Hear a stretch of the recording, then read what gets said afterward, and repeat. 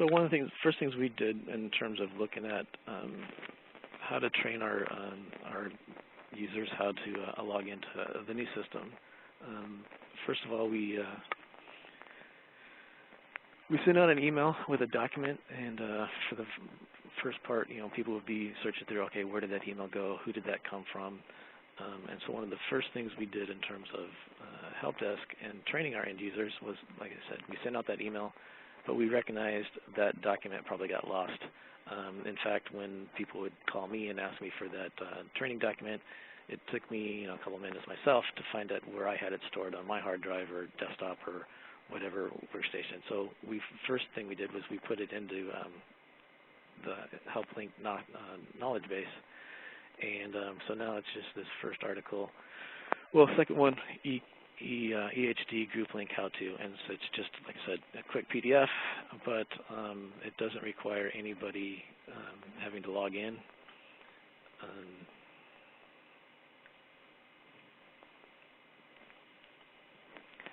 They don't have to log into the system. They don't even have to know what their username or password is to be able to access that and learn how to actually log in.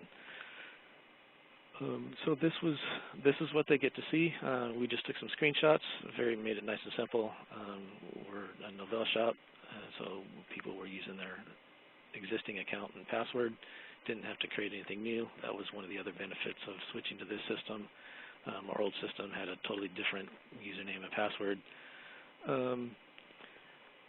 It's pretty straightforward in terms of what they need to do for creating a ticket.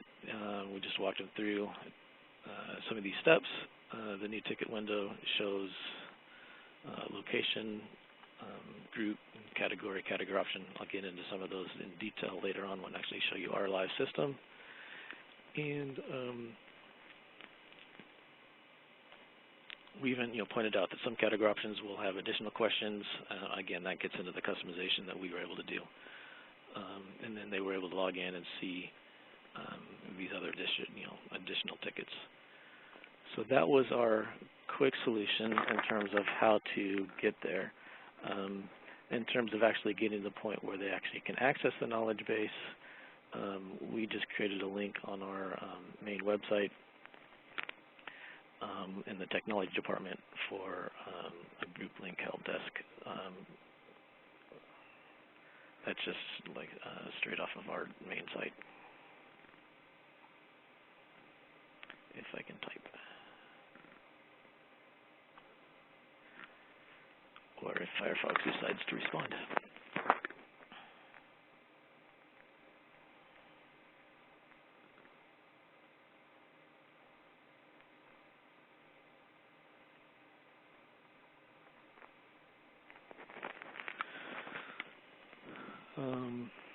And so, yeah, right off our main site, we have departments,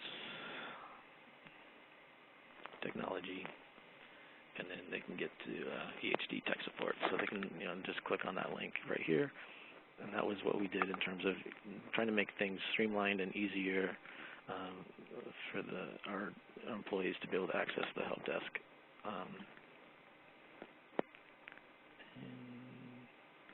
No, don't close Firefox because I will lose my connection.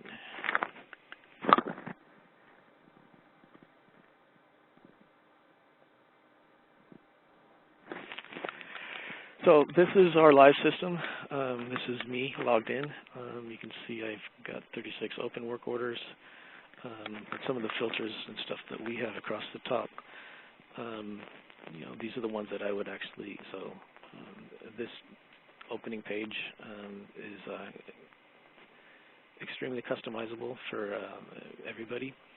And so these are the ones that I have open, have assigned to my technicians. These are the ones that I have open. Well, no, these are the closed ones that were assigned, and either I created them and have closed them, or because I created them for myself, or I created them for a technician to work on. But this tab is the one that I, see most often, because this is where I choose to start and look at what I have open in terms of tickets for each day. And so these were some of the. So I can just double click on it.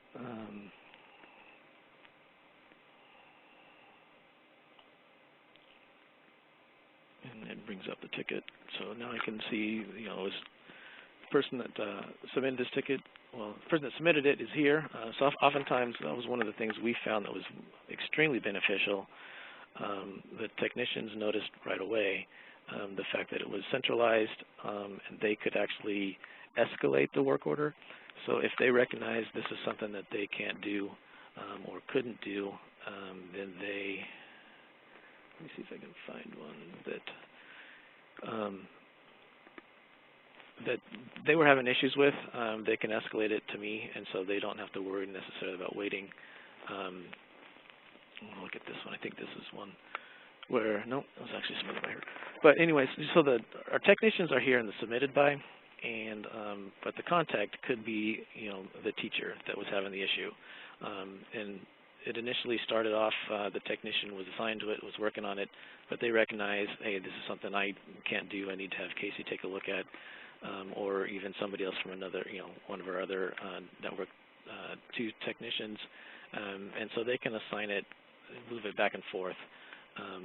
I can even, you know, do something and say, okay, hey, if Kevin's one of my technicians, I can say, okay, I did this, that, and the other, and then reassign it back to Kevin. Actually, it looks like it was, because Kevin, so it was originally assigned to Kevin. He's recognized he hasn't been able to do something.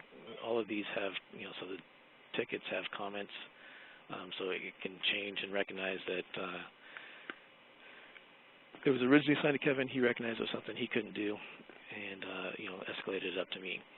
One of the benefits I said earlier is they used to be able to send me emails or stuff, but I wouldn't always, you know, read emails from them or recognize that it was a work order, and not having access to their specific site's work order system, I couldn't get into or didn't always get into on a regular basis.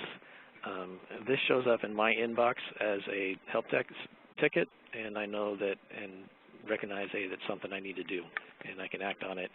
And like I said, when I do something on it and recognize, okay, I've done what I can, I will,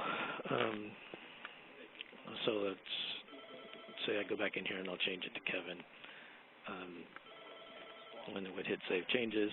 No, I don't want to do that because I don't actually save this one. But let's say I add a comment. I can type in here whatever, and if I did change it to Kevin, it would show up in here as a technician. So he would receive an email notifying him that I did something, and then I would be able to put in my notes here, Kevin, I did, you know, I changed this username's, you know, this user's password. Can you please contact her and let her, you know, have her try the new one. Therefore, he can get the go back, you know, get that personalized effort to the end user, recognizing that he's going to be able to find that teacher faster than me, since I'm at the district office. I don't necessarily know where on campus that person might be immediately. Some of the other things we did in terms of customizations, I can show you right here as we log in as an admin for the account.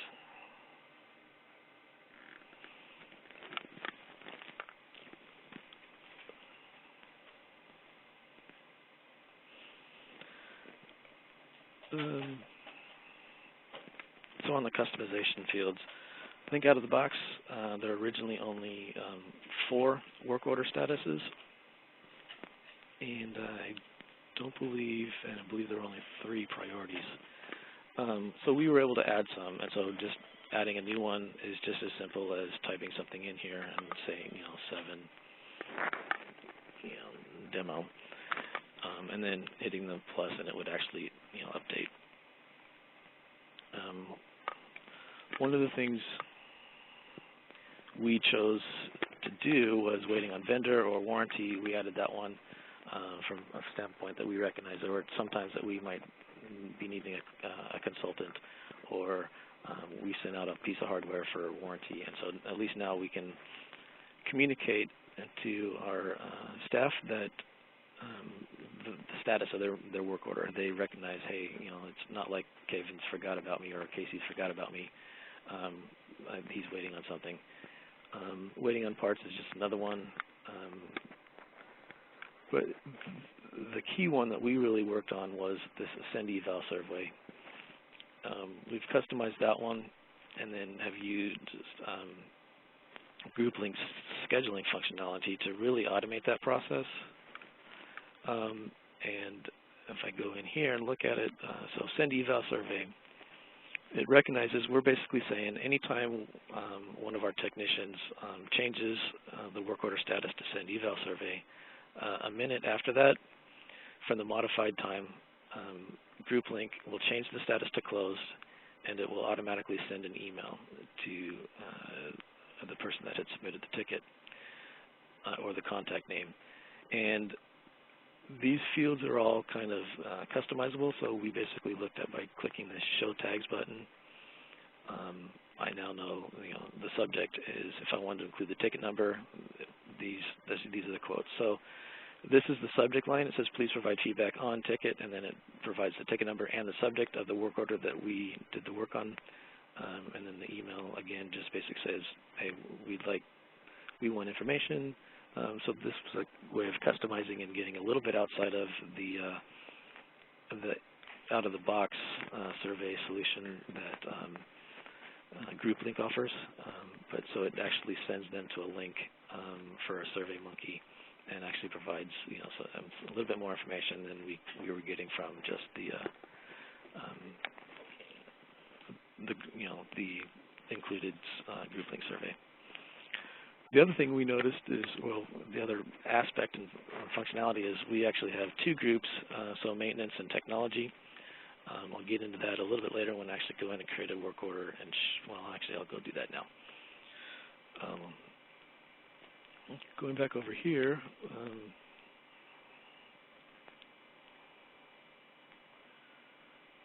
if I were to create a new ticket, these are some of the options. Again, the first thing is they need to pick a location. So if I pick Adult Ed, come down in here, and then group is maintenance or technology. If I choose the district-wide category, it automatically goes to maintenance because there are no technology categories that are assigned to the district-wide location. But since I have technology, I'll go in and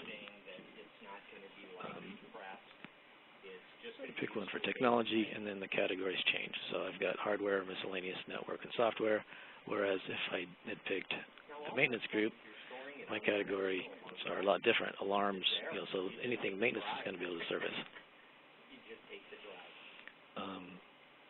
That was one of the additional customizations we did. And then again, category changes as well. So if I choose software and I choose a category option, these are some of the predefined ones we have. But notice this is blank over here, so as soon as I choose other, it now specifies the other software. So we actually have some additional information that we would not have gotten had we just had,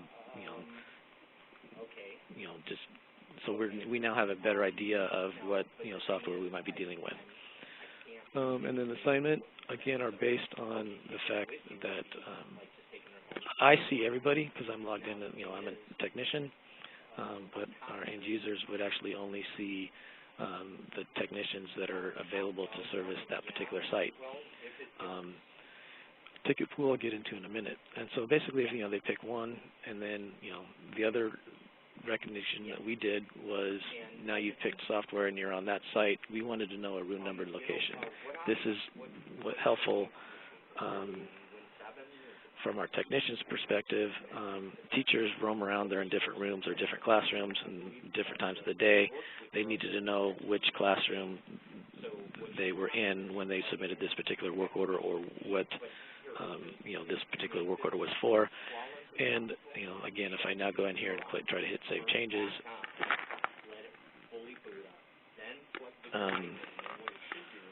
it recognizes that these are required fields, so they can't just bypass the system and not tell us where they're at or tell us what the software is. Now I have oftentimes seen that some teachers have gotten around the fact and they just put gobbledygook in. But that's their prerogative, and we just basically try to work with them and say, hey, it's the more information you provide us, the better capable we'll be able to serve your needs. Or you want to copy it and then now here's the thing. And then I will, like I said, ticket pool is another functionality that we turned on that basically just allows us to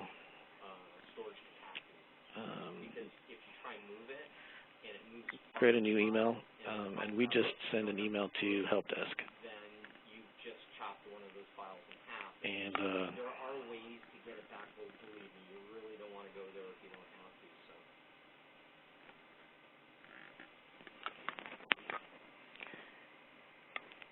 And hit send. If I add that, yes, okay, yes. We hope that our. Okay, 760-805-0104. Now here's the thing. Depending on what I'm doing, I do chores. Assuming things work. Ticket pool are basically the default for when we get an email from HelpDesk or an email that gets sent to HelpDesk is it generates a work order and it assigns it to the ticket pool. My 8 or 9 technicians, we're all looking in here, and they know to come look in here on a regular basis. And any one of them can recognize that how this belongs at San Pasquale, so I'm going to assign it to Kevin, even if they were at one of our other sites. And so this was just another easy way. We've provided our staff the ability to generate work orders. They just send these in here, and they don't even necessarily have to log in. They can send an email from wherever they might have one. And of course, because I'm doing it, it's not going to work right now. I'll have to troubleshoot that later. And again, that's more set up in here when we do mail. And so incoming, it's by default it assigns it to the technology group and sets the priority at the low. But again, each of our technicians, when they come in here and they see one that's assigned a ticket pool, they take a look at who the email was from, and sometimes they can determine based on the subject line or the description of the problem which technician is the best one suited to get that assigned, and then they'll move that to that technician, and then the technician is also alerted via email that he's got a new work order.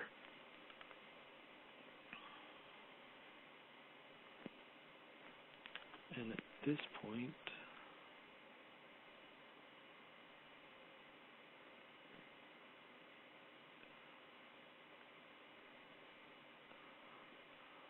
are there any questions?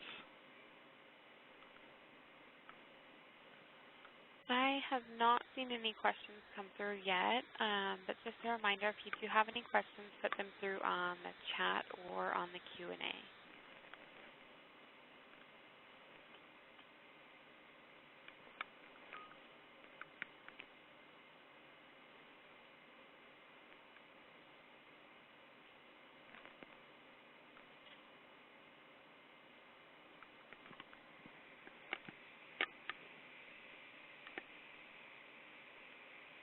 So Kasey, one other thing that you mentioned to me when we talked earlier was about your maintenance group. Do you want to talk a little bit about that maybe? Well, we just have the ability to have 2 groups. So maintenance, like I said earlier, has alarms and data cabling, different doors. So obviously different categories than if I were to look at the technician group.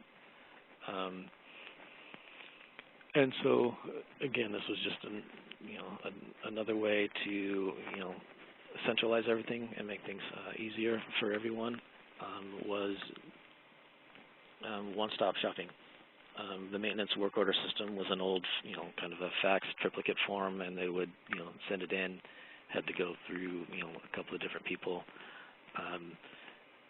and whoever submitted, so if I was in a classroom and my AC wasn't working, and I'd call the assistant principal, fill out a work order, and they'd submit it, and I may not ever hear that anybody even came or know, what the status was. I just know that, or 2 days later, and it's still hot in my room. But by moving to this one-stop shopping solution, everybody now has, it's logging in. Again, it's the same username and password that they use to log in the morning on their computers. They can access this and see the status of their work orders, whether or not it's technology group or maintenance. And that's. Oh, and there was one other thing that that we did mention or talked about, Amy, was the concept of the dashboard and reporting. And so this is something that we've had in terms of, I now have an idea. Some of our technicians have this up all day long too, and so they recognize, they'll see pretty quick and hear when there's a ticket that's assigned to the ticket pool. And so they'll know to go in and take a look at, is that something I need to pick up, or is that something I need to assign to somebody else? I can see tickets by status and know whether or not they're waiting on parts, work in progress, or assigned not updated. Some of these awaiting dispatches, basically that's some of the ticket pool ones that when we assigned them, technician forgot potentially to actually change it to the assigned not updated status, which means that a technician is aware of it, just may not have gotten back to it. We've looked into and want to try to get to this process where we actually schedule, if it's sitting in an assigned not updated status for too long, that an email gets sent to the person that submitted the ticket or the contact person, as well as a technician, hey, alerting them to the fact that, hey, we're sorry you haven't heard anything, or we want to address that. Your technician's been re-notified to update the status of the work order, and then if it continues to stay in that status for another certain point in time, that we actually send an email to either the site administrator or the AP in charge of technology, and or myself, and then also indicate that to the contact person that, hey, we're looking to do this. And obviously there are some technicians that have grasped the concept of utilizing the work order system, and some sites have adopted it pretty well. Other sites, well, this is more of a smaller site. They don't really have that many work orders that they do or need. But when we and this site has actually only existed for the last year. So again, it's more just kind of shows at a quick glance, and this is only accessible currently by the technicians. I've tried to share this with an end user at one point in time, but they didn't have the rights to see it only showed them what the status of their tickets, because that was all they could see. And so we had to do some other mechanisms for reporting functionality that I just generate reports and send those, can send those out at the same time, on a regularly scheduled basis if I needed to. Any other questions? I have not seen anything come through.